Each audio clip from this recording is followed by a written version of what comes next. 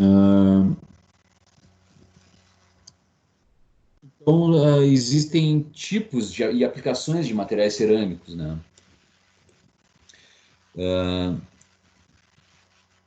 Que eles se dividem nesse organograma aqui, né? Que são os vidros, né? Os materiais cerâmicos, né? Tecidos e de aplicação industrial, né? São os vidros, né? São argila, né? Produtos à base de argila, por exemplo, argila estrutural e louças brancas, né? Por exemplo, a argila estrutural é tijolo, basicamente tijolos, né? Telhas.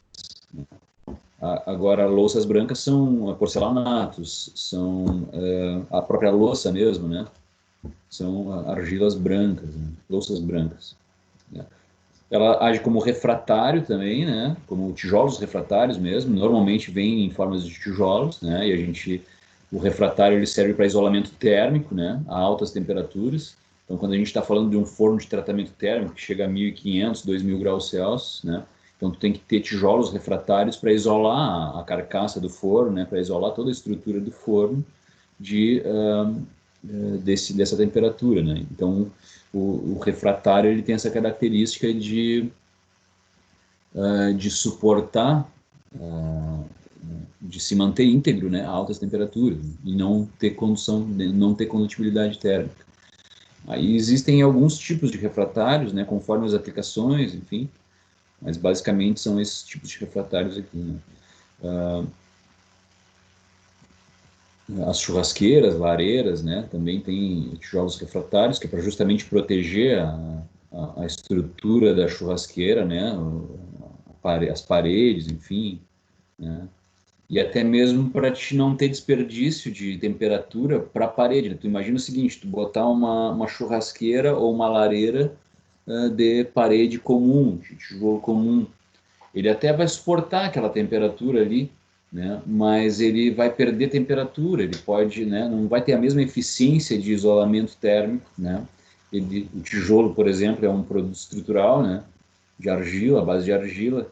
Esse aqui também é argila, só que tem outros componentes químicos, é outra composição química, né? Então, ele vai ter uma característica de isolamento também, né? Então, tu não vai perder temperatura para a parede, né? Então,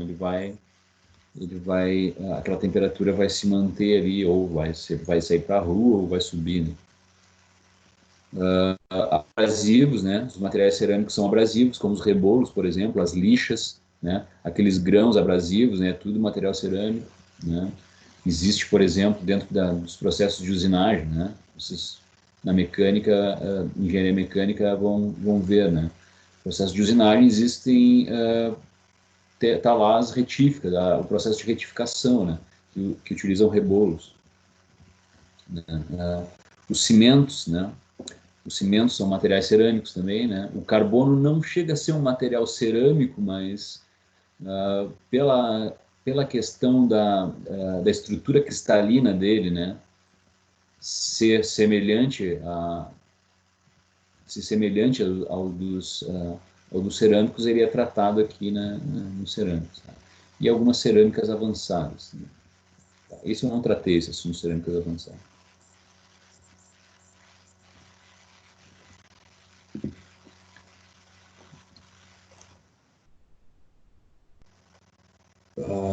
Vidros, né? Falamos dos vidros, né? Aplicações, composição química dos vidros, né? É um vidro comum, por exemplo, vidro de conserva, sei lá, vidros comuns, né? Eles têm essa composição típica aqui, ó, o óxido de silício, né?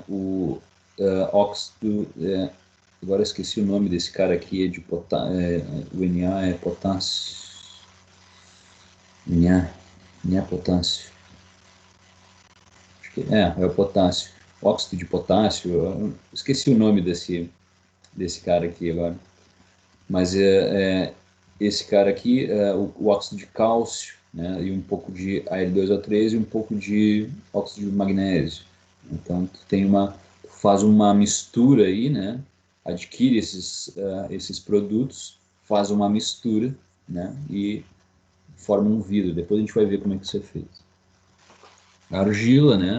A gente estava vendo refratários. Poderia ter colocado algumas fotos de refratários aqui, não coloquei. Abrasivos, cimentos.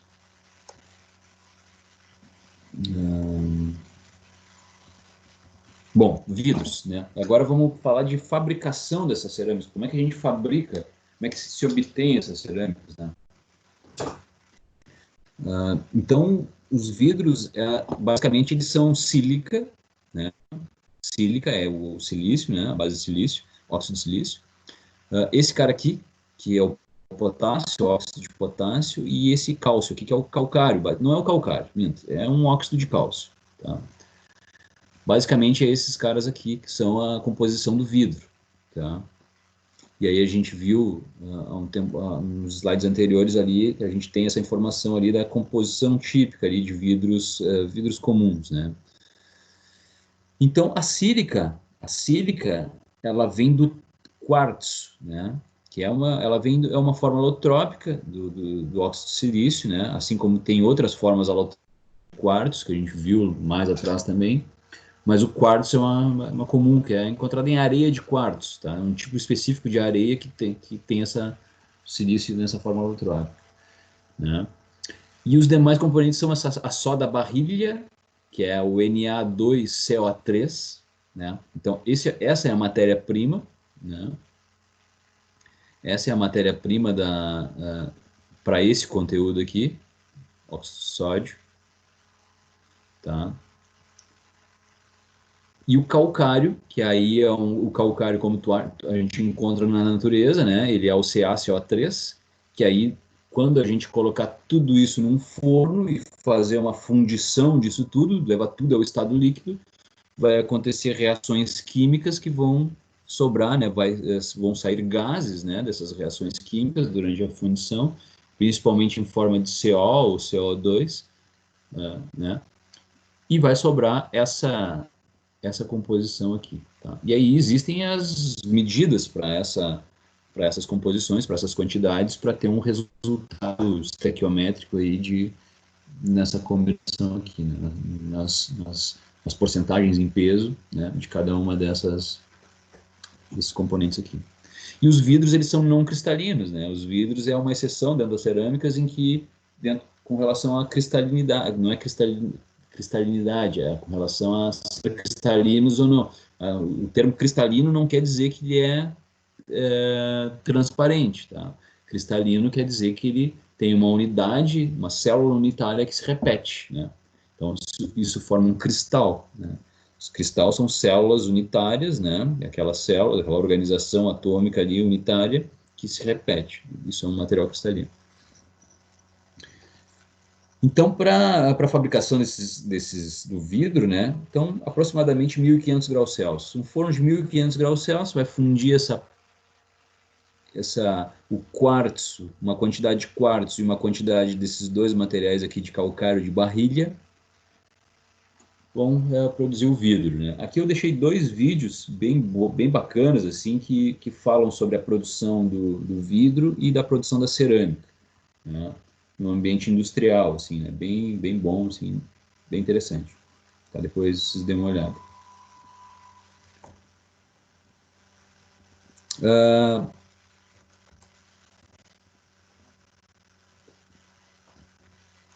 Aqui tem um gráfico que descreve o comportamento do vidro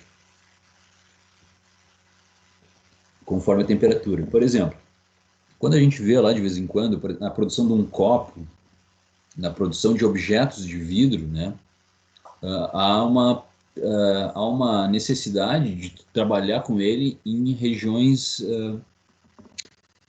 de uma maneira pastosa, né, vamos dizer assim.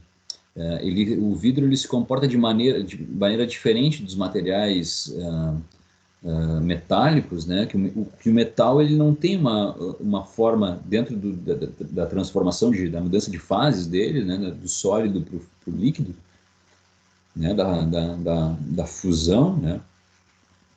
Ele não tem uma fase pastosa, né? Ele até tem uma fase mais amolecida, digamos assim, mas ele não chega a ser pastoso, né? Então ele tem uma transição bem definida do sólido para o líquido, né? Já o vidro não, ele não tem essa transição definida, então ele começa variar o que a gente chama de viscosidade dele, né? A viscosidade do vidro começa a variar. Então, por exemplo, se a gente pegar esse vidro aqui, isso aqui são vários tipos de vidro, tá? São tipos de vidros diferentes, composições químicas para vidros, né, diferentes. Mas vamos pegar esse amarelo aqui, né? Esse amarelo, se a gente analisar aqui, ó, e essa aqui a gente tem um gráfico de temperatura, né? Temperatura e viscosidade, né? Então, quanto mais baixa a temperatura aqui, nessa casa dos 1.600, 1.400, a gente está com uma linha tracejada aqui do ponto de fusão, né? Então, ele está líquido aqui, né? Na medida que a gente vai resfriando esse vidro, ele não passa de uma fase líquida para sólida de maneira rápida, né? Ele vai aumentando a viscosidade, ele vai ficando um fluido muito pastoso, né? E quando chega numa determinada temperatura, por exemplo, para esse vidro aqui, para esse gráfico amarelo, um vidro comum, quando ele chega nessa linha aqui, ó, ponto de amolecimento, é o ponto que a gente chama de ponto de operação, ponto de trabalho com ele, né? Então ele está aqui mais ou menos entre 1.000 graus Celsius e 700 graus Celsius, né? Então nesse ponto aqui, nessa faixa de temperatura, é uma faixa de trabalho, de manuseio desse vidro, né? Onde tu dá forma para ele conforme tu bem queira, né? Ele é um material pastoso, mas ao mesmo tempo tem uma viscosidade mais, que permite uma firmeza, né? Ali nos vídeos vocês vão ver direitinho a trabalhabilidade do vidro, né? E é justamente nessa faixa de temperaturas aqui, né? Que é o ponto de trabalho, né? Que é o ponto de trabalho, que é a faixa de trabalho do vidro, né? Aí até que ele vai aumentando a viscosidade, né? A viscosidade dele vai aumentando até alguns pontos, até ele se solidificar de vez, né? Virar vidro, né? Então, e normalmente dentro de um processo de solidificação do vidro, né? As temperaturas, a taxa de resfriamento ou a velocidade de resfriamento do vidro tem que ser extremamente moderada, é bastante moderada, porque ele não aceita, como a gente já viu, o vidro é um material extremamente frágil, então ele não aceita deformações plásticas, né? Então, quando tu faz um resfriamento muito rápido, tu tem um choque térmico, né? Tu produz um choque térmico e isso quer dizer que ele produz tensões internas, tensões térmicas, né? E essas tensões térmicas são responsáveis por promover deformações plásticas, né? Porque tu tensiona o material devido à temperatura, devido ao choque térmico, tá? Surge tensões internas térmicas, né? E que vão fazer com que esse vidro fragilize, né? Ou que se rache, se quebre, né? Então tu tem que ter um controle muito grande de resfriamento, né? E mesmo assim, mesmo que tu tenha um controle bom de resfriamento, tu ainda vai ter tensões térmicas, né? Então, muitas vezes os vidros sofrem tensões térmicas que não foram suficientes para quebrar ele, mas esse vidro pode a qualquer impacto, qualquer pequeno choque, se quebrar, né? E isso requer muitas vezes um tratamento térmico nesse vidro, né? Ele precisa de um alívio de tensões, que a gente vai chamar de recozimento, né? Então, por exemplo, tu resfriou teu vidro, né? Veio lá da fundição, resfriou teu vidro, então tu vai fazer um recozimento nele, que é um alívio de tensões, é um aquecimento até um ponto de recozimento aqui, ó, nesse caso aqui é até em torno de 550 graus Celsius, de 500 a 550 graus Celsius, vai fazer um alívio de tensões, vai haver um relaxamento das tensões térmicas, né? E aí tu resfria ele lentamente de novo. Então isso faz um alívio de tensões, melhora a questão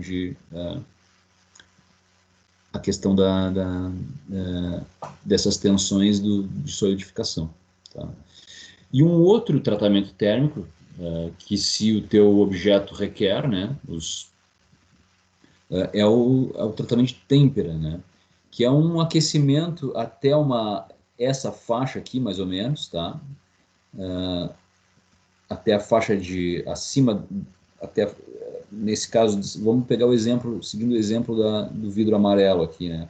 É uma faixa de entre 1000 graus Celsius e 700, tá? Normalmente, vamos considerar a meio aqui, uns 800 graus Celsius, tá? E um resfriamento rápido, né? A jato de ar ou banho de óleo, né? Um resfriamento rápido até a temperatura ambiente. Isso faz com que haja um gradiente de tensões térmicas, tá? Essa têmpera faz com que haja um gradiente de tensões térmicas na seção transversal da peça, por exemplo, o gradiente de tensões térmicas que eu digo que a superfície vai resfriar vai resfriar mais rápido. O miolo lá, o interior do vidro, da seção transversal, vai resfriar de maneira mais lenta. Então vai ver gradientes de tensões, tá? E o resultado vai ser que na superfície tu vai ter, vão se gerar tensões compressivas e no miolo tensões trativas, né? Ou seja, o mais importante disso é que na superfície tu vai gerar tensões térmicas compressivas e isso vai favorecer o teu material, né? Por exemplo, se eu jogar uma pedra, né, eu vou atingir a superfície do meu vidro, só que para mim fraturar ele, né, eu tenho que vencer essa tensão compressiva, passar por uma tensão de tração, uma tensão positiva, né, as tensões compressivas são negativas, né, no ponto de vista numérico, né, elas são negativas, então tu tem que vencer esse valor compressivo e até chegar às tensões de fratura dela, né? Então aqui tu, na verdade, tu tem um desconto aqui, um bônus aqui de tensões que tu pode na superfície que vão te dar mais durabilidade, assim, em relação a choques, né? Impactos, né? Enfim, esforços em geral. Então os tratamentos térmicos servem basicamente para isso, tá? Uma forma de tu produzir esses vidros, né, é tu ter moldes, né, moldes aquecidos, né, moldes aquecidos, e o tarugo ele já vem quente. O tarugo vem lá naquela temperatura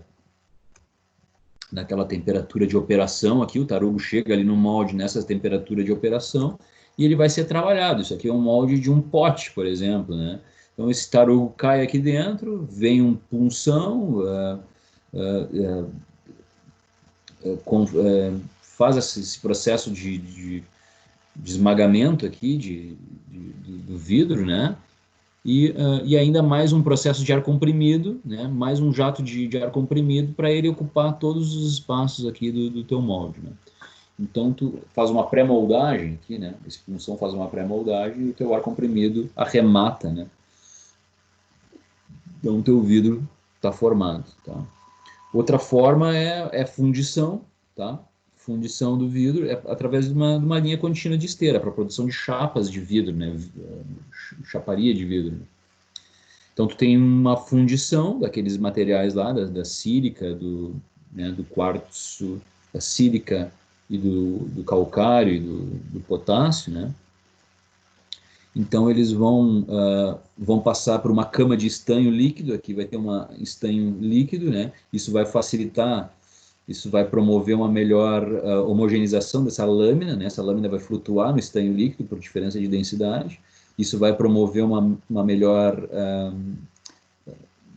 controle dimensional aqui, né? Uma melhor fluidez do teu material. Ele vai conseguir homogeneizar espessuras, por exemplo, né? Através dessa vai deslizar por essa cama de estanho líquido e vai sair, né? Vai sair já resfriado, atmosfera controlada, né? Uma zona de resfriamento, vai ser resfriado, vai ser como um vidro aqui para a rua, né? E ainda vai passar por um segundo forno para fazer um recozimento, que é aquele alívio de tensões, e vai seguir a linha, né? Até ser cortado, né? Enfim. Esse é um processo de produção de lâminas de vidro, né? Só peço licença um pouquinho.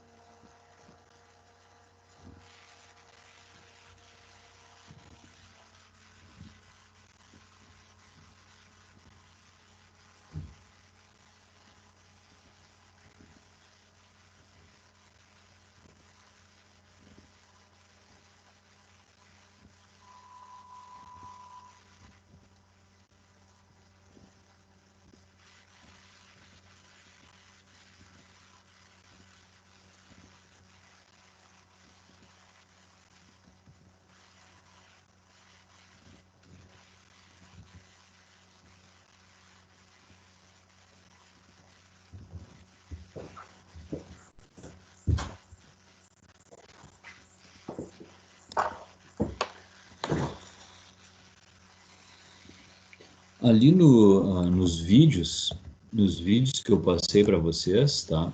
Tem esses processos bem esclarecidos, assim, tá bem legal. Tá? Mas uma coisa muito importante é que o vidro ele tem essa faixa de operação aqui, né?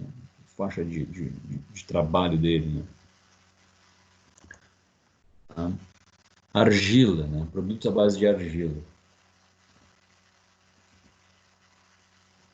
São a argila estrutural, né? E as louças, né? Basicamente, esses produtos eles são óxido de alumínio, né? Alumina mais óxido de silício mais água, né? Então a água ela vai dar uma hidroplasticidade, né, para essa composição. São justamente aquela produção artesanal, né, de barro, né, de tigelas de barro que ficam girando em cima de um prato, né, e aí tu vai dando forma, né. Então basicamente é isso, né. Tornam-se tem propriedade de hidroplasticidade, né.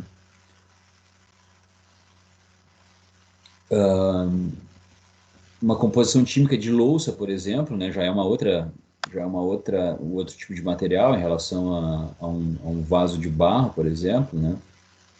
Mas no caso de uma louça, uma composição típica é 50% de argila, 25% de quartzo e 25% de feldespato, que é um óxido também, aí, tá? Um cerâmico. Então, o quartzo e o feldespato eles dão mais estrutura, né? Mais estrutura mais rigidez na tua argila e ela fica como uma louça, né? Mais rígida, né? Mais uma vitrificação, né?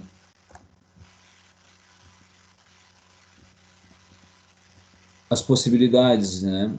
As possibilidades são conformação hidroplástica, aquilo que eu falei um processo de torneamento mesmo, né? Um processo de conformação com aquela pasta com argila e água, né? Argila, óxido de alumínio e água, né? Então tu tem uma pasta e tu vai conformando ela como tu preferir, ou então através de um molde poroso, né? Que absorve água.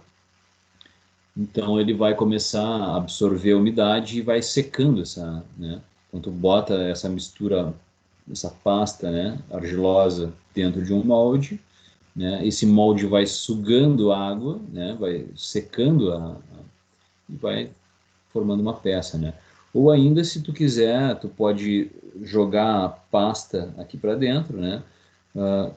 Tu começa a ver um secamento, né? A superfície do material começa a secar e o restante que sobrou, que ainda está líquido, tu vira esse molde e despeja, fica só a espessura seca, né? só a espessura seca para formar um jarro, por exemplo. É a fundição em suspensão que chama, né, essa técnica aqui, essas técnicas aqui. Tá? E ainda tu precisa de uma secagem, né? Porque isso é um processo com água, então tu precisa secar em torno de 50 a 100 graus Celsius, tu precisa de uma cura, né? Uma secagem, e tu precisa fazer um cozimento ainda com temperaturas altas, que aí já está na casa dos 1000 graus Celsius aí, para fechar realmente, para fechar os poros, dar mais rigidez, dar mais dureza no teu produto à base de argila, né? Por exemplo, um porcelanato, né? Precisa fazer um cozimento nele, não só a secagem, né? Precisa fazer um cozimento nele a esse nível de temperatura para obter um grau de dureza, né? De resistência mecânica. É um nível de cura, né? Que só com cozimento que é possível. Outra forma de trabalhar com cerâmicos, né? E os cerâmicos acabei não botando, mas os cerâmicos são produz ferramentas de usinagem, por exemplo, né, de torneamento, fresas, né, produz de materiais cerâmicos, né, é possível. E uma forma de trabalhar com esses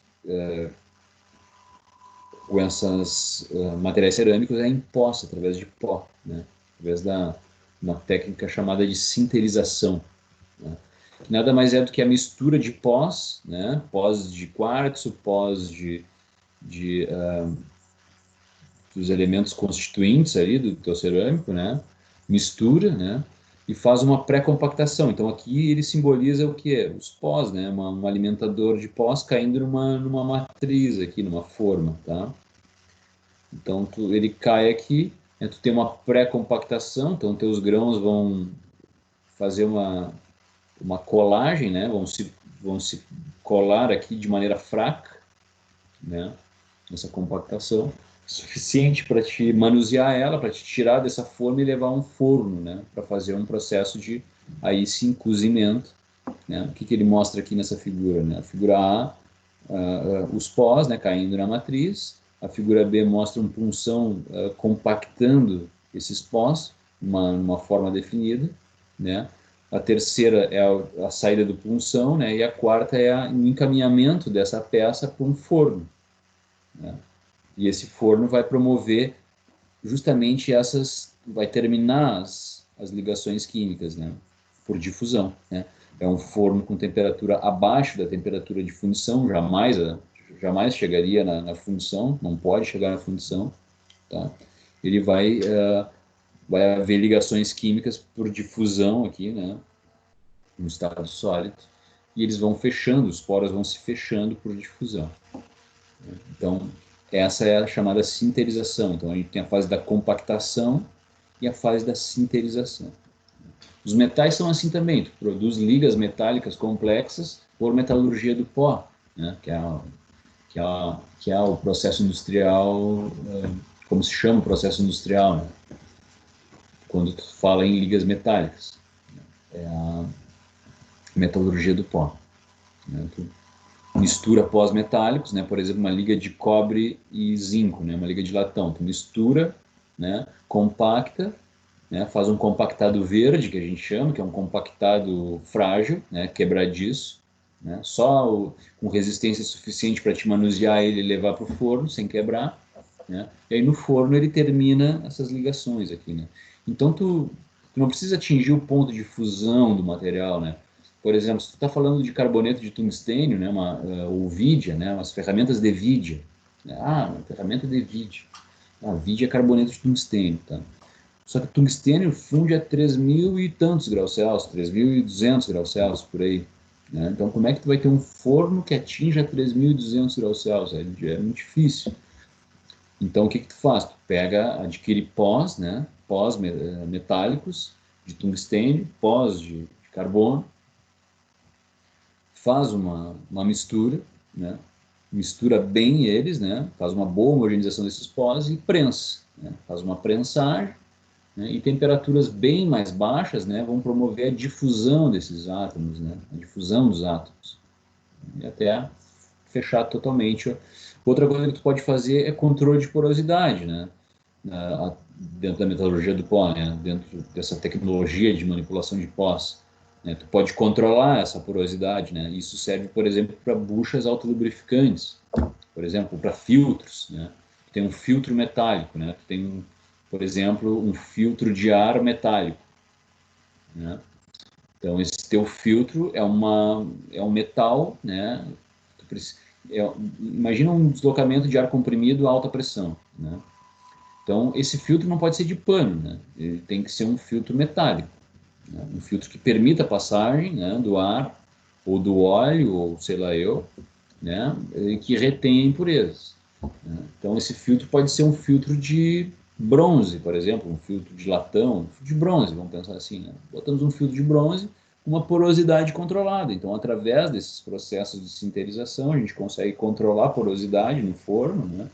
Compacta, leva para o forno, fecha até isso, e aí, claro, isso é toda uma metodologia de trabalho, tu tem que ensaiar várias vezes para achar a porosidade ideal, então tu tem um procedimento, uma receita de bolo, né? Bom, eu preciso deixar compactar tanto de pressão, preciso deixar a determinada e levar ao forno a determinada temperatura durante um determinado tempo, né? Então eu vou obter uma porosidade específica, né, para filtros metálicos, por exemplo, é uma aplicação. Aqui tem um vídeo também, né, que fala bem sobre esses trabalhos com cerâmicos por pós, né?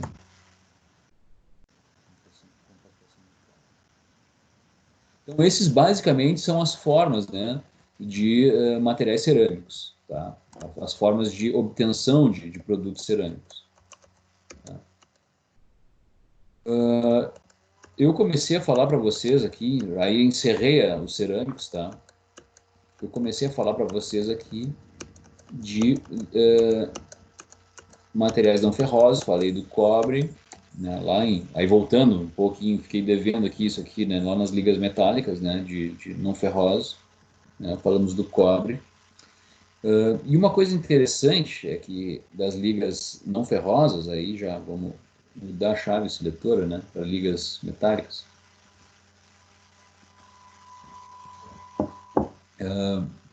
Os metais não ferrosos, eles são divididos em basicamente duas classes, né?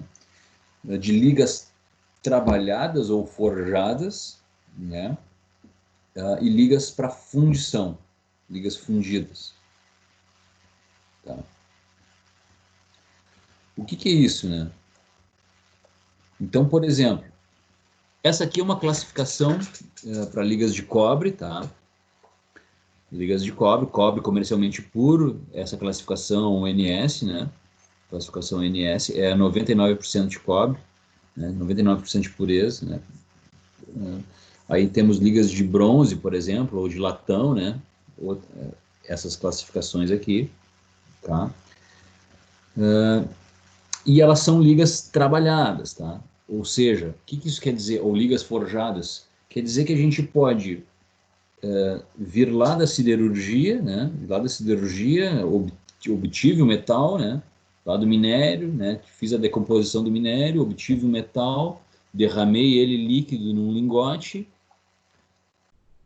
tá? E a partir daí eu posso trabalhar ele, eu consigo deformar ele, né? Eu consigo te entregar um produto, por exemplo, uma barra quadrada, né? Uma barra quadrada, uma cantoneira, um perfil em U, enfim, eu consigo trabalhar ele, tá? As ligas para fundição, né? Ligas fundidas, elas são ligas que não conseguem ser trabalhadas, principalmente a frio, né? Elas têm problemas, ocorrem defeitos no produto acabado. Então elas são ligas fundidas ou ligas para fundição. E aí elas têm uma classificação específica para isso também, tá? Lá no livro de vocês tem uma tabela melhor que essa, mas eu não coloquei aqui porque não cabia. Mas lá no Calicer tem uma tabela bem melhor que essa, tá? Então lá vocês vão ver essas classificações aqui, tá? O alumínio,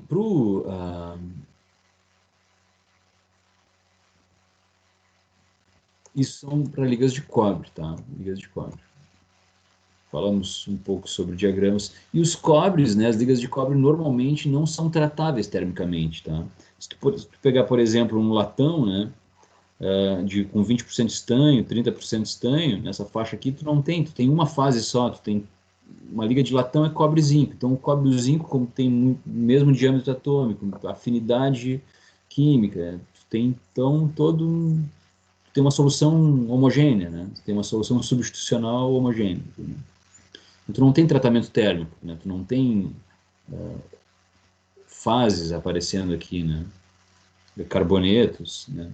Que promovem dureza, por exemplo, né? Que é o caso da martensita, né? No tratamento térmico do aço.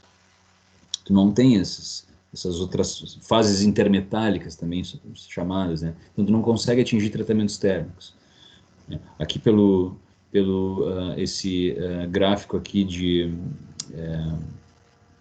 gráfico, o cobre-zinco, né? O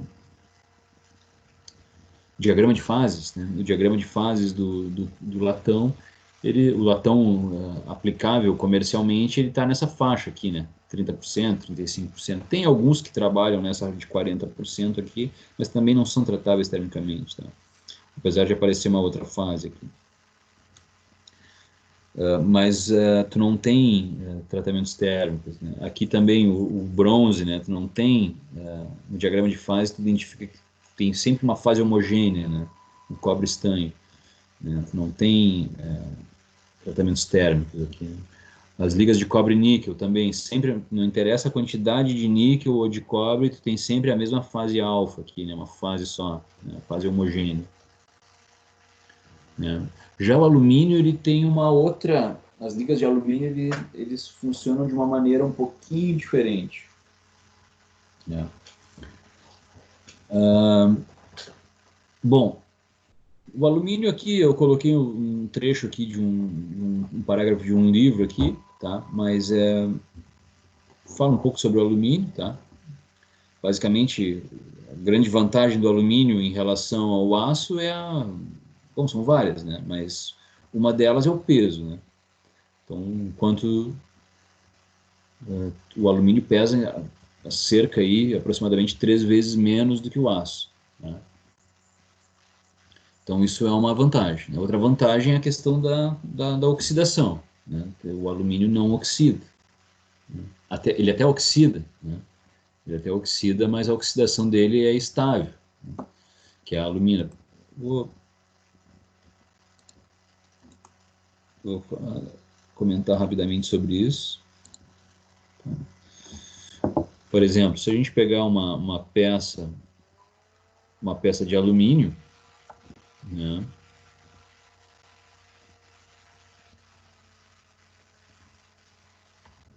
Uma peça de alumínio, o que vai acontecer? Vai ocorrer uma camada passiva aqui, né? Vai se formar na superfície do alumínio uma camada de óxido de alumínio, logo em seguida do contato com a atmosfera, vai se formar uma camada de óxido de alumínio que é estável, que é a Al2, que a gente já conhece, Al2O3, alumina, né? Então, aquela aparência opaca do alumínio, às vezes, é justamente o óxido de alumínio, que ele vai se formar na superfície e vai estabilizar, ele vai ser uma oxidação estável, é uma oxidação benéfica, porque vai isolar o alumínio da atmosfera. Então, o alumínio não vai se degradar, né? Claro que ele vai ter algumas problemáticas aí, por exemplo, com relação à soldabilidade, né? Enquanto a alumina ela funde não tenho bem certeza agora de cabeça, mas o ponto de fusão dela é aproximadamente 2.500 graus Celsius, por aí. Vou chutar aqui. Chutar não, chute aproximado, assim, 2.500 graus Celsius.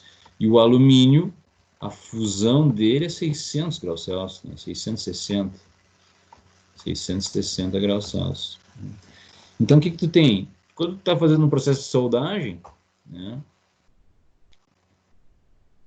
tu tá com um eletrodo aqui na superfície da peça, né? Tá esquentando essa peça, só que ela, né? Ela precisa primeiro atingir 2.500 graus Celsius, né? Furar essa barreira fazer essa barreira de alumínio para depois atingir o miolo né? Para fazer a soldagem, né? Então, quando isso aqui rompeu essa barreira de alumínio, tu já furou o teu alumínio há horas já, né? Porque o alumínio funde a 660. Então, toda a energia que tu está colocando aqui para fundir a alumina, quando tu vencer a barreira da alumina, tu já furou derreteu o teu alumínio todo, né? Então, é uma coisinha complexa aí. Normalmente, tu solda alumínio com corrente alternada, tá? As máquinas de solda, em vez de ser corrente contínua, polo positivo ou polo negativo, tu usa corrente alternada. Justamente para ter ora polo positivo, ora polo negativo, tu tende a quebrar de baixo para cima a barreira de alumínio. Tá? Tende a quebrar essa barreira de alumínio pelo fluxo de corrente. Pelo fluxo alternado de corrente, né? Positivo e negativo. Mas aí também tu tem que ter uma máquina específica, né? Uma máquina que te produz a corrente alternada, né? Uma máquina de solda com fonte corrente alternada, né? Aí já é uma máquina um pouquinho mais cara. Mas enfim, dá para soldar.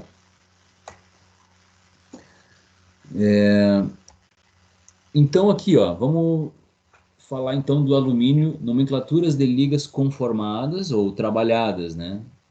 Então quer dizer o quê? Classes de alumínio, é a classe AA, Alumínio Association, tá? Mas tem aquela classe UNS, mas normalmente tu trata do alumínio com alumínio alloy ou alumínio associado, acho que é alumínio alloy. AA1000, AA2000, AA3000, enfim. Né? Mas é isso aqui, né? Então, a classe 1000, ela trata do alumínio comercialmente puro, né? 99%, ele não é puro, ele tem sempre, dificilmente tu consegue 100% de pureza, só por métodos muito específicos, né? Mas métodos convencionais de produção do alumínio conseguem 99%, até 99% de pureza, tá?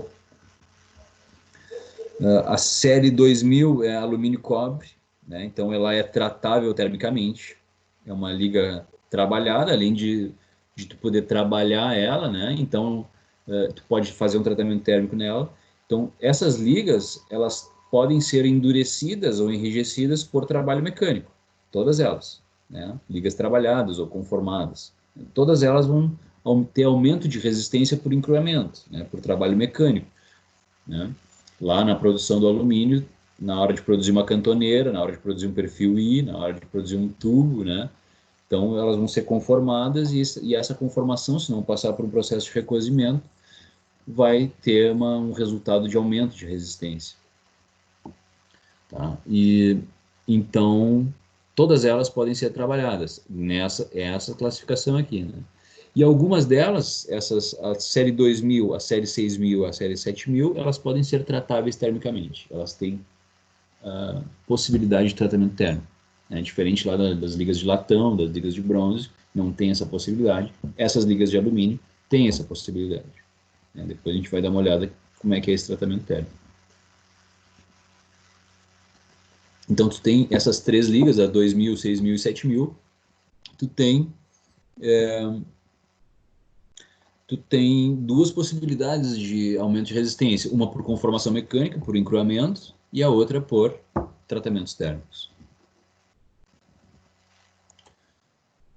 E aí existem também as ligas fundidas, que enquanto essa aqui, as ligas trabalhadas aqui, né, são 1xxx, e aí dá pra gente, aí vocês podem dar uma estudada, se quiserem aprofundar o que cada número desses quer dizer, tá?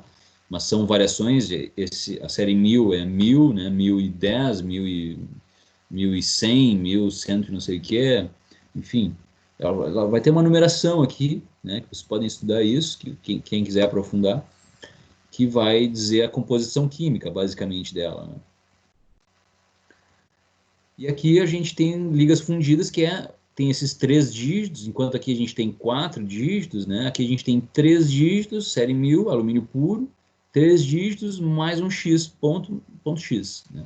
3 dígitos, um ponto e mais um número, né? Então, essas são as ligas para fundição, né? Específicas para fundição. A gente não consegue fazer trabalhos mecânicos, né?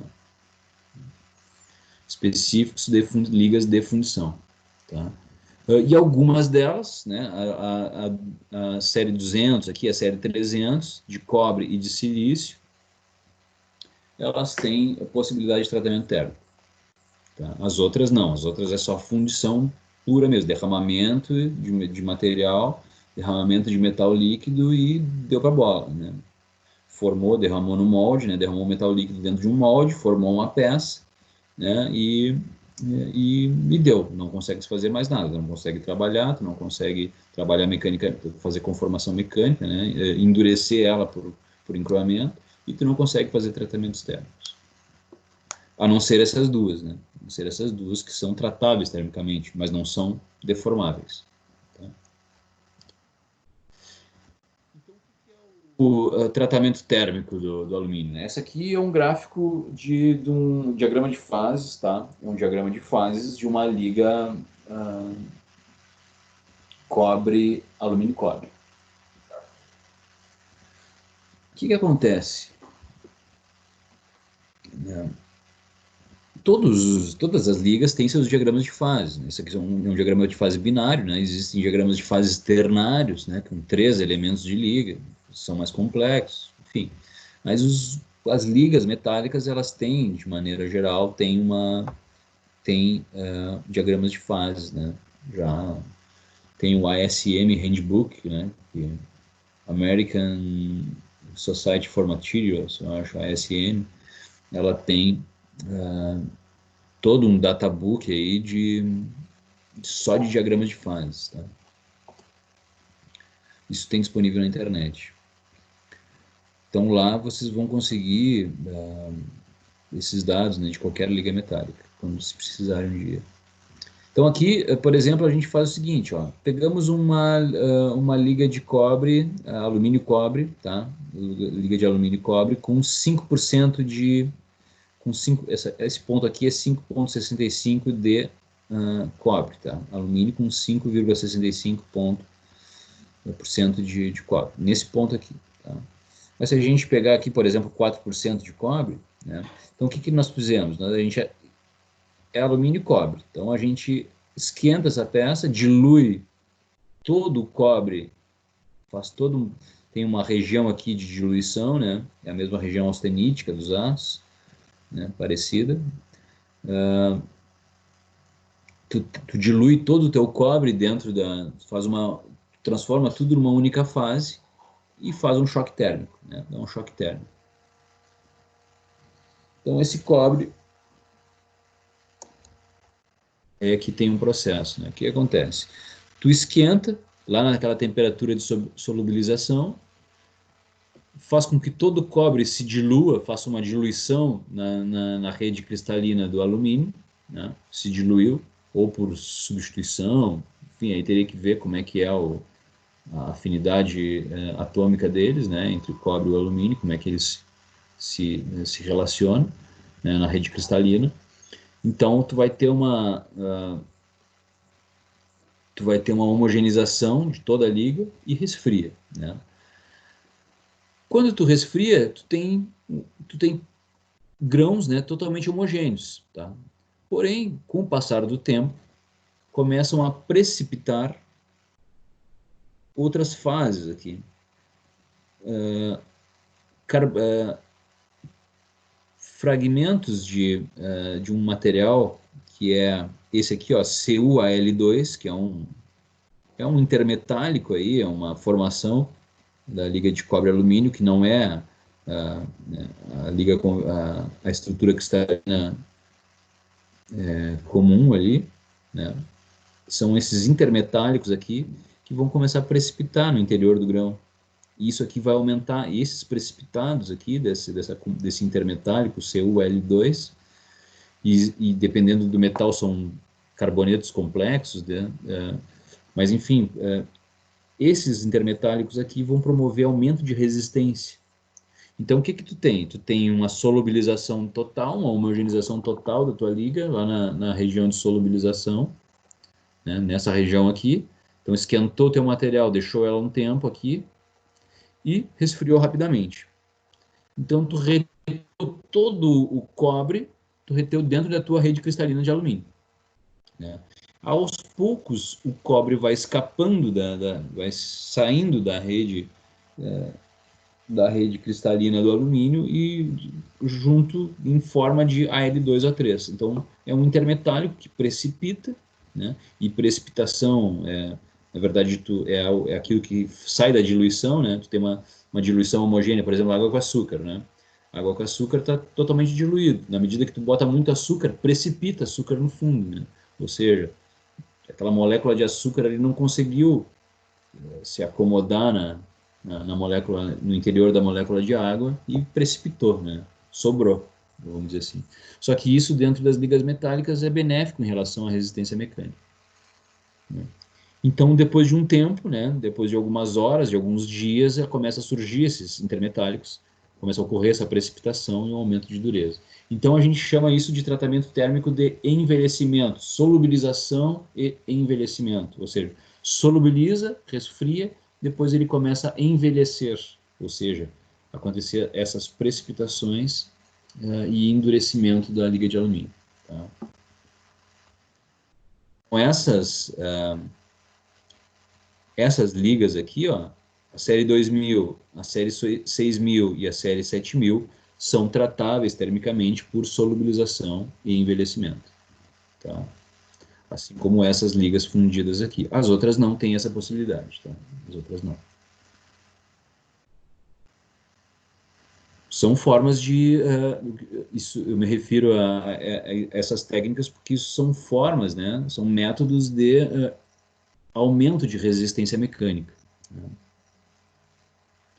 Consegue aumentar a tua resistência mecânica através de tratamentos térmicos e ou conformação mecânica. Inclusive, um método aqui dentro desse tratamento térmico é o seguinte, é tu solubilizar, esquentar, né, solubilizar todo o cobre dentro do alumínio, né, e resfriar rapidamente. Como essa precipitação é lenta, e isso eu estou falando em horas e até dias, né, dependendo da liga, né, dependendo da composição química da liga, tu pode fazer o seguinte, tu pode, digamos que é uma liga 6000, da classe 6000 aqui, ó, dessa classe aqui, ó, ligas de magnésio e silício, alumínio, magnésio e silício, tá? Série 6000, clássica de, por exemplo, de blocos de motor, de bielas e pistões, né? Essa liga aqui, 6000, para a indústria automobilística, tá? Então, tu solubiliza ela, tá?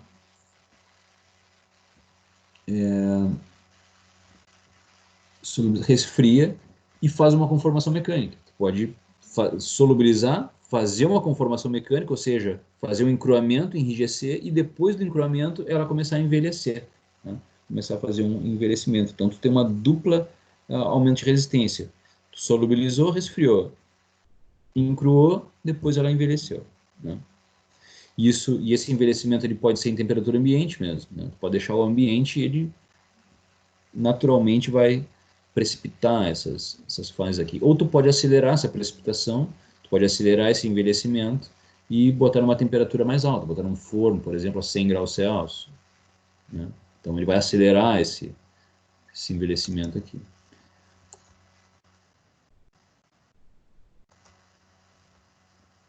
E como eu estou falando desses processos de tratamentos térmicos aqui, né, eu vou falar um pouco mais sobre tratamentos térmicos mesmo, né, sobre diferentes técnicas. Não vou abordar muita coisa, porque vocês vão ver isso numa outra disciplina, que é materiais para construção mecânica, mas vamos dar uma introdução, uma ideia geral do que é um tratamento térmico, né? Aqui a gente tem um diagrama de fases também, né, que só que é do aço. Aqui a gente já viu, né, o diagrama ferro-carbono. Ali logo acima a gente estava vendo o diagrama do cobre-alumínio, né, que é um diagrama muito mais simples, né, um diagrama extremamente simples, diagrama de fases, tá? O diagrama do aço já é um pouco mais mais complexo. A gente já falou um pouco dele nas 2 ou 3 aulas atrás. Então, aqui a gente tem uma região, dentro nesse gráfico aqui, se tu estiver falando de um ácido de baixo teor de carbono, né? Aí tem os ácidos hipereutetóides, ácidos hipoeutetóides, ácidos eutetóides, né? Que esse aqui é o ponto eutetoide, né? Esse ponto aqui, abaixo desse ponto são os hipoeutetóides, acima desse ponto até 2% são os hipereutetóides. Né? Então, tu esquentando um aço nessa faixa de carbono aqui, de teor de carbono, até essa região austenítica aqui, né?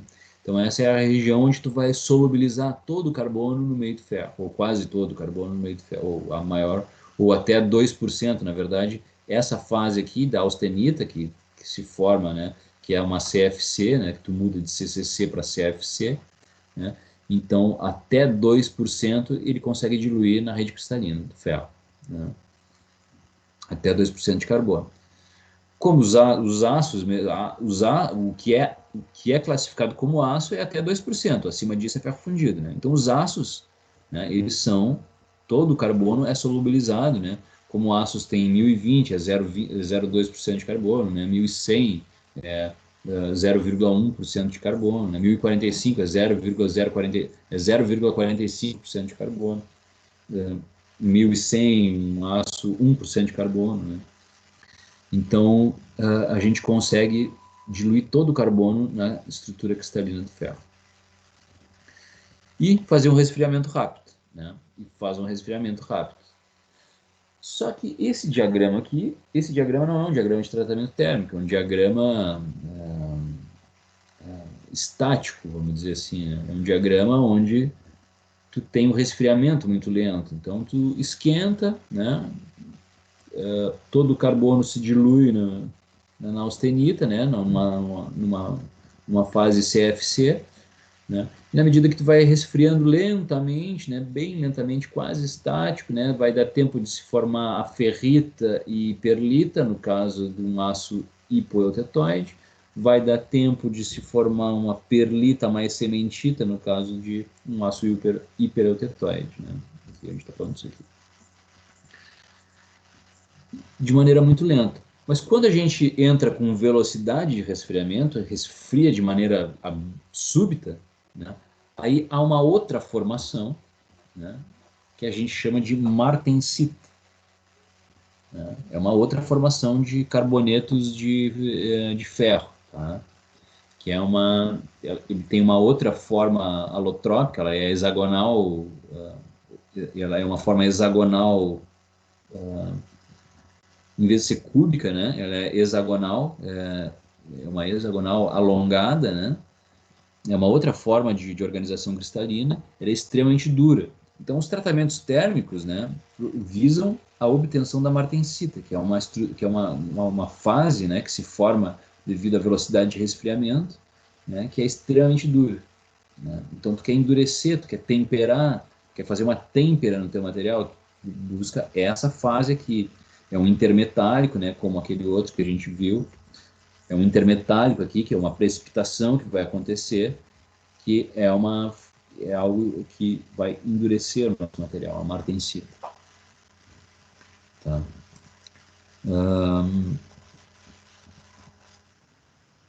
Então a gente tem 3 tipos de tratamentos térmicos básicos, assim, né? Dentro de cada um desses 3 existem variantes, né? Variações, tá? Existem o recozimento, é um deles, né? A têmpera, né? Que é o endurecimento, né? do material, é aumento da resistência mecânica, né? e redução da ductilidade, né? Aumento de dureza, né? Basicamente. E endurecimento por precipitação, que é o que acontece com o alumínio lá, né? É uma precipitação. O que é o recozimento, então, né? O recozimento, que a gente já falou inclusive dos vidros, né? O recozimento é um tratamento térmico que visa reorganizar toda a tua estrutura de grãos, tá? Por exemplo, lá da siderurgia, tem um lingote, passou por os processos de laminação, né, formou uma barra quadrada, uma barra redonda, uma barra, um perfil I, enfim, né? Então ele foi conformado, né? Ele foi trabalhado mecanicamente, então ele está em estado encruado, né, digamos assim. Sofreu trabalho a frio, então ele está em estado de encruamento. E tu não quer esse estado de encruamento. Tu quer entregar para o teu cliente um aço com boa ductilidade, né? Um aço com controle com refino de grão, né? Com tamanho de grão homogêneo, um aço que um aço tenaz, né? Com maior ductilidade. Então, tu não pode entregar um aço, o cara não vai te entregar um aço encruado, né? A não ser que tu queira.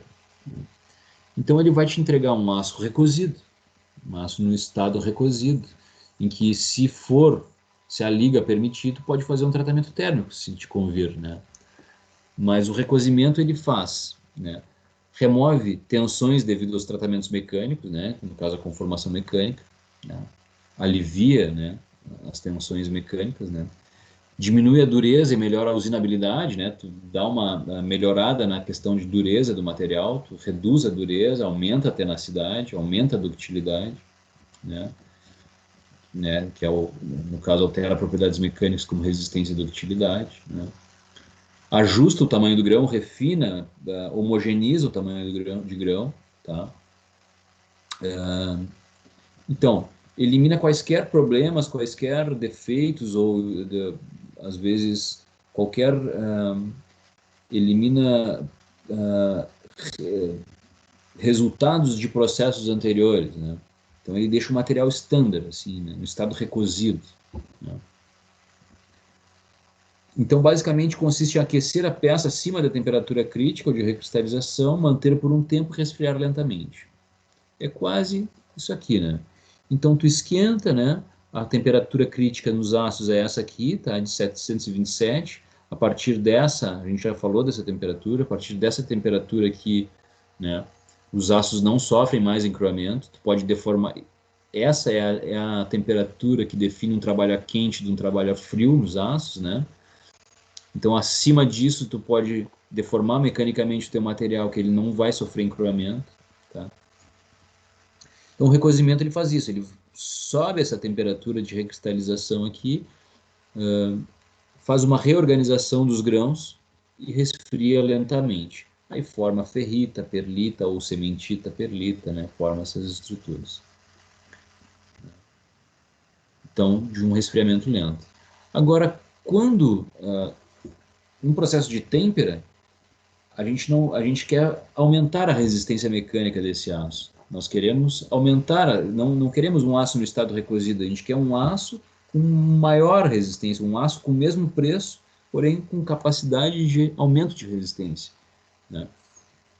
Então, a partir de um resfriamento rápido, a gente consegue a formação da martensita, né? Então, esse é um gráfico de tratamento térmico típico, tá? Onde tu tem a temperatura, né? A tua temperatura e o tempo de resfriamento. Então, se tu está lá na tua zona de austenitização, lá na zona austenítica, né? Um aço tratável termicamente, e tu resfria rapidamente esse. Então, tu não dá tempo, na verdade, dele vir, né? E essa é uma curva de tempo de transformação temperatura, né? Vocês vão estudar lá em tratamentos térmicos, tá? Em materiais para construção mecânica, mas se tu resfriar lentamente, né, a gente volta lá para o diagrama ferro-carbono, lá, né, onde ele vai se formar ferrita ou perlita, né, vai formar essas estruturas. Agora, se tu resfriar rapidamente, não dá tempo dessas formações aqui e tu da austenita, né, lá de uma estrutura austenítica, CFC, tu passa a linha crítica e forma totalmente uma outra fase que é a martensita, né? Que ela aparece somente numa velocidade brusca de resfriamento, que é uma fase dura, extremamente dura. Então isso é uma têmpera, é tu desviar da ferrita e da perlita e cair direto na martensita, né? Então o que que tu faz? Tu vai esquentar a tua temperatura até uns 850 graus Celsius, mais ou menos, né? Dependendo do aço, né? E depende da composição química do aço. e resfria rapidamente em água, óleo, salmoura, né? Enfim, resfriamento rápido, assim, né? Choque térmico mesmo, né? Então ela vai aumentar a dureza, né? Aumentar a dureza do teu material. Então o objetivo disso é o aumento de dureza. Tá? E aí, dependendo da composição química do material, tu vai ter maior facilidade de formação dessa martensita ou menor facilidade, né? Por exemplo, um aço de baixo teor de carbono, né? A martensita é um carboneto, né? Aços de baixo teor de carbono, essa curva, essas parcelas aqui, elas vão estar bem deslocadas perto do eixo aqui Y, né? O eixo das temperaturas, ou seja, tu não consegue fazer um tratamento térmico nelas, porque elas, como essa parcela aqui está totalmente deslocada para a esquerda aqui, sempre vai passar pela ferrita, pela perlita, então tu não, né, um aço 1020, um aço 1010, né?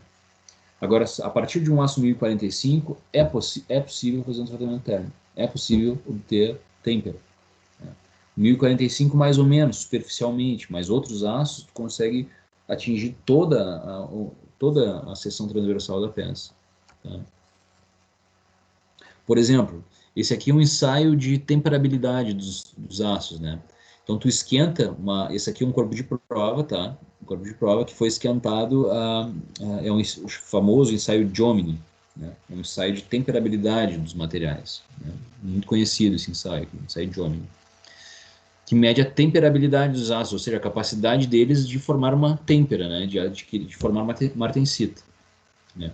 Então, o que que tu faz? Tu esquenta o teu aço até a zona, um corpo de prova, né? Até a zona de austenitização, lá nos 850 graus Celsius, e coloca aqui nesse suporte, né? Coloca ele pendurado assim e faz um jato de água aqui nessa parte. O que acontece? Aqui tu tem um resfriamento rápido, na medida que tu vai subindo, diminui a taxa de resfriamento, né? Então, tu tem uma temperabilidade dos aços, ou seja, vamos analisar esse gráfico aqui, né? Um aço 1040, um aço 1045, né? Então, aqui tu tem um eixo de dureza, né? E aqui tu tem um eixo dessa distância aqui, ó. E então o que que tu faz? Tu mede durezas aqui ao longo, tu mede uma dureza aqui, mede outra dureza aqui, mais para cima, mais para cima. Então ele vai, claro, na medida que próximo do jato d'água vai ser muito duro, né? Pela velocidade de resfriamento. Na medida que tu vai te afastando da extremidade, né? Da ponta vai diminuindo a dureza, né? E é isso que acontece aqui, ó. Né? Então aqui tu tem a distância da ponta a partir do ponto de resfriamento aqui, né? Em milímetros, 10 milímetros, 20 milímetros para cima, 30 milímetros para cima, 40, 50. Ou seja, então tu tem uma dureza aqui logo no contato com a água, tu tem uma dureza alta que vai diminuindo, né? Conforme tu vai te afastando dessa face aqui, né? E aqui para aços 4340, que é um aço alta liga, alto teor de carbono, ele já tem uma dureza elevada, né? Ele já vai até 50 milímetros já com dureza elevada, ou seja, aqui ele temperou, na ponta ele temperou, mas lá a 50 milímetros de distância ele também temperou, né? Então ele é um aço de alta temperabilidade, né? Então é isso que mede um ensaio de Ohmsden, né? A temperabilidade de um aço, né? E cada aço vai ter sua temperabilidade distinta, né? Então, por exemplo, aqui, ó, se a gente pegar aqui, ó, essa figura A aqui, ela mede a seção transversal da peça, tá? Num aço 1040 ou 1045, tu tem alta dureza na superfície e na medida que tu vai chegando no miolo da peça, tu vai diminuindo a tua dureza, né? E um aço 4140, tu consegue uma temperabilidade até o miolo da peça, né? É um aço com maior temperabilidade, né? Assim como a composição química do material influencia nessa temperabilidade, né? Como a gente está vendo aqui, a geometria também influencia. Então, uma peça de 50 milímetros de diâmetro tem num aço 4140, altamente temperável, né? Tem um perfil de dureza, né? Em direção ao miolo da peça, né? Tem um perfil de dureza. Para uma peça de 75 milímetros de diâmetro, já tem um outro perfil. Então, a geometria da peça, o tamanho da peça também vai influenciar nessa temperabilidade. Então, aí vai depender. Tu quer um endurecimento superficial ou tu quer um aço que seja totalmente endurecível, né?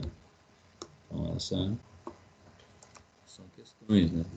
Esse é um método de tratamento térmico, uma têmpera e revenido, né? Clássico, né? Tu tem um aço, né, que tu queira temperar, tu esquenta até a temperatura de austerização, resfria rapidamente. Só que a martensita ela é extremamente dura, tu vai ter tensões internas, né? Tu vai ter um aço com tensões térmicas, né? Tensões de formação da martensita, tensões internas, tensões residuais internas. Então tu faz um processo de revenido, que é um aquecimento até 300 graus para alívio de tensões. Então, normalmente, a têmpera vem acompanhada do revenido, que é esse alívio de tensões. Então, é têmpera com alívio de tensões, ou têmpera revenido, tá? Que é um aquecimento até 300 graus Celsius, mais ou menos. E aí, dependendo do aço, né, aí cada composição química vai ter uma temperabilidade diferente, vai ter aí todo um estudo em cima disso. Tá? E aí o endurecimento por precipitação, outro tipo de tratamento térmico, é aquilo que a gente estava discutindo com alumínio, né? Então tu esquenta, né, solubiliza o cobre, por exemplo, no alumínio, né? Resfria, depois ele faz uma precipitação, né? O envelhecimento. Né? Então é um tratamento por precipitação. Alguns aços inoxidáveis são tratáveis dessa maneira. Dessa maneira aqui. Basicamente é isso que eu tinha para falar de tratamentos térmicos, e eu acho que a gente circulou bastante aí sobre tecnologia dos materiais, tá? Só faltou, não consegui falar, não deu tempo, é muito grande o conteúdo, é muito extenso, não falei sobre polímeros e compósitos. Pretendo, pretendo falar aí numa aula extra que eu vou lançar para vocês, mas sem compromisso de prova, assim, de avaliação, né? Só para a gente ter o conteúdo mesmo, tá? Só me dá um minutinho aí, que eu vou comentar para vocês a avaliação formativa.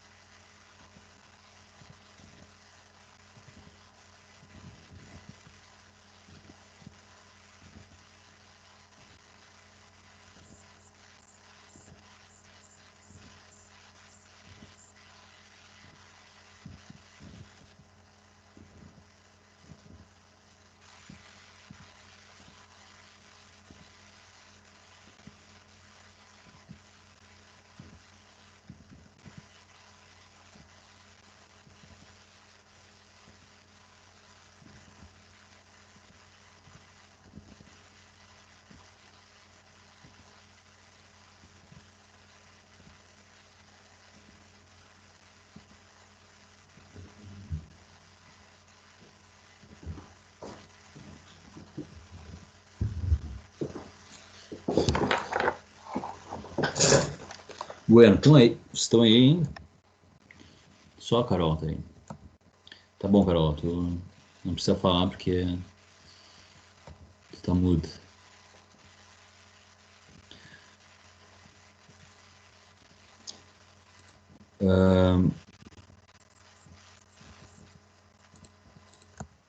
Vamos lá. Avaliação formativa, tá?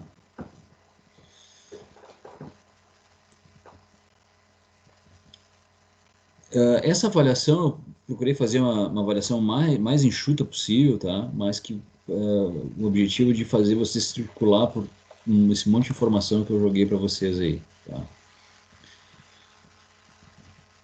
É o seguinte, ó, a gente começa lá, né, do que componentes de máquinas ou estruturas metálicas, né, normalmente são projetadas dentro de um regime elástico.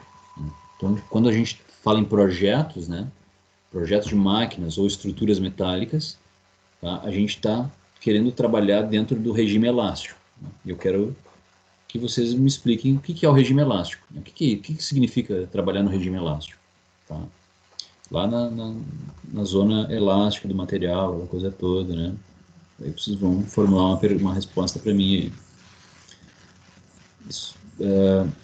Essa número 2, eu dou dois gráficos, né? Dou um gráfico 1, gráfico 2, material 1, material 2, né? Qual é o material mais dúctil e o mais frágil? Qual deles é o mais dúctil e qual é o frágil? E por justificar, por que ele é dúctil e por que ele é frágil? Né? Por que vocês chegaram à conclusão que um material é dúctil e o outro material é frágil? Né? Vamos explicar isso.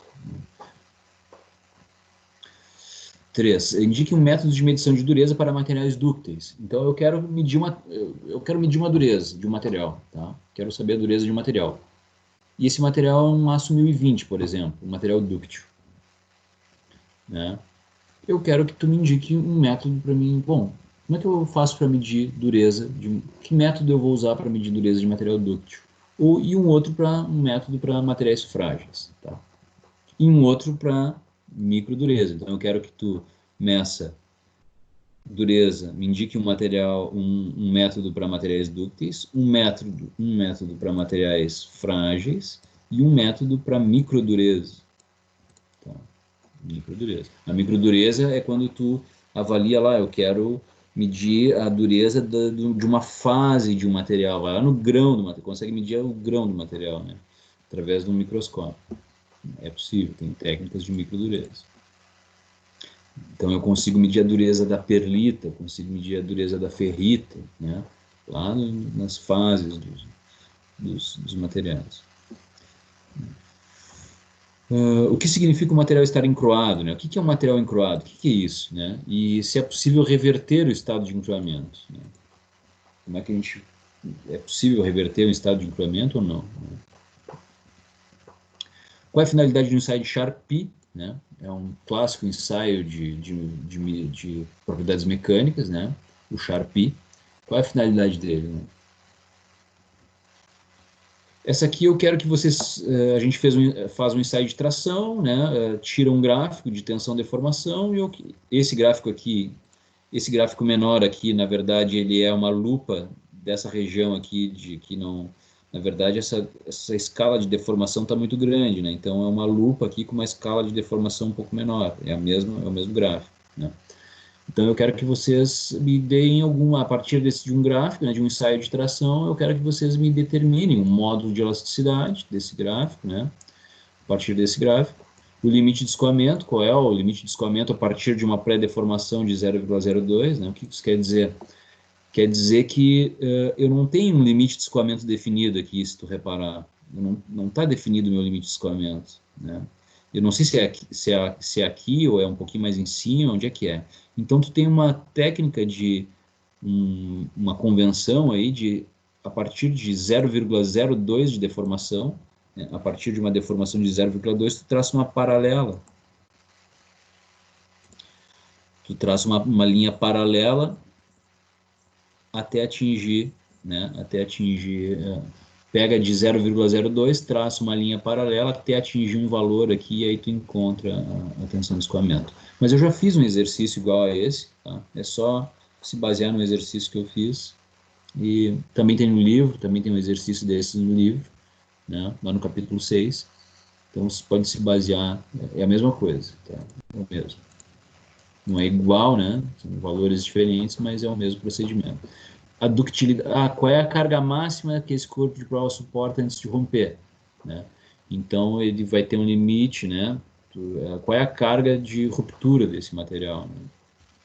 Então vocês vão ter que identificar onde é que é o limite, né, de ruptura desse material, na verdade o limite de resistência, né, desse material, identificar essa região e calcular aí uma carga, né, que foi qual é em newtons, né, força em newtons, né, para essa ruptura, que tem o diâmetro do corpo de prova.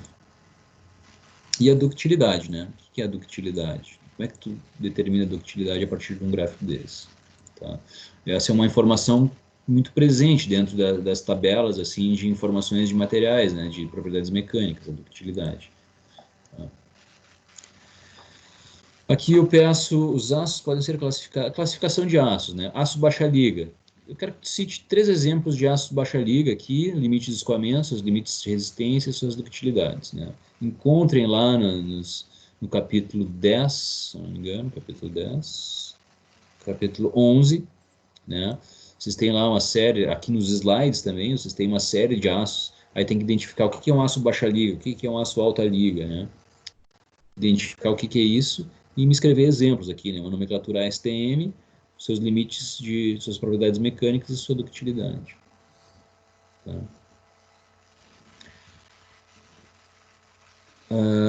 Cite 5 tipos mais comuns de ferro fundido. Isso aqui é barbado. Citar tipos de ferro fundido. Tá? Existem 5 tipos mais comuns. 2 tratamentos térmicos aplicados aos aços são o recozimento e a têmpera. Eu quero que vocês me expliquem qual é a finalidade, né? A gente tem, de 2 tratamentos térmicos que a gente tem nos aços, são a têmpera e o recozimento, né? Eu quero que tu me explique a finalidade de cada um, né? Para que serve cada um. Qual tipo de tratamento térmico pode ser aplicado às ligas de alumínio? Falamos disso agora. O que são materiais cerâmicos, né? Definir, fazer uma breve definição, né? O que são materiais cerâmicos, né? Como é que eles, o que determina, assim, né? Como, o que é um material cerâmico, né? A gente sabe que eles estão divididos em 7 grupos, que são abrasivos, refratários, vidros, argila, blá, blá, blá, blá. Então, são 7 grupos de cerâmicos, tá? Eu quero saber quais são e quais as características dos refratários e dos abrasivos, né? De maneira geral, o comportamento mecânico. Qual é o comportamento mecânico dos cerâmicos, né? De uma maneira geral, assim, os cerâmicos, tu pode utilizar um gráfico de tensão-deformação, né? E identificar o comportamento mecânico deles em relação a esforços, né? Como é que ele se comporta, né? Ele é um material dúctil, frágil, quebradiço? Como é que é, né? O comportamento mecânico dele, né? E eu quero que tu me indique um método de medição de dureza para um material cerâmico, né? Como é que eu faço para medir dureza de cerâmica? E é isso. São 13 questões.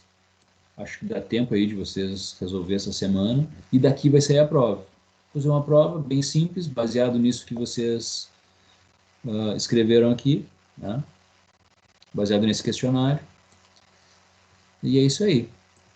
Tá? Aí a prova vai aparecer lá no AVA, vocês vão ter 3 horas para resolver essa prova. Tá? Vai ser no dia da nossa aula, na segunda-feira que vem. E aí a gente vai conversando pelo WhatsApp, que hora que fica melhor da gente começar, se é às 7, se vão começar às 8, né? E aí vocês vão ter 3 horas para resolver essa prova. Eu sugiro a gente começar às 7 horas, né? Aí vocês têm até aí 7, 8, 9, 10, até as 10, 11 horas aí para resolver essa prova. Mas aí a gente combina, vamos combinando pelo WhatsApp e eu vou deixar essa informação no AVA também, né? Vai ser parecido com aquela prova que a gente fez no primeiro bimestre, porém ela vai ter 3 horas para ser resolvida, tá? Na segunda-feira que vem, dia 15. E vai sair daqui desse questionário. Então, se vocês responderem esse questionário aqui, tá? Se vocês responderem esse questionário, vocês vão ir bem na prova. Se não responderam, provavelmente vão se enredar, tá? Aqui no final eu deixei uma orientação aqui de umas referências para estudo, tá? Tá? Questões de 1 a 6, capítulo 6, questões de 7 a 10, capítulo 11, questões de 11 a 13, capítulos 12 e 13, todos do Callister. Já disponibilizei para vocês também para baixarem, né, esses livros, tá lá no ar. Tá tudo na unidade 4. Certo, pessoal? Vou deixar aqui, vou parar a gravação.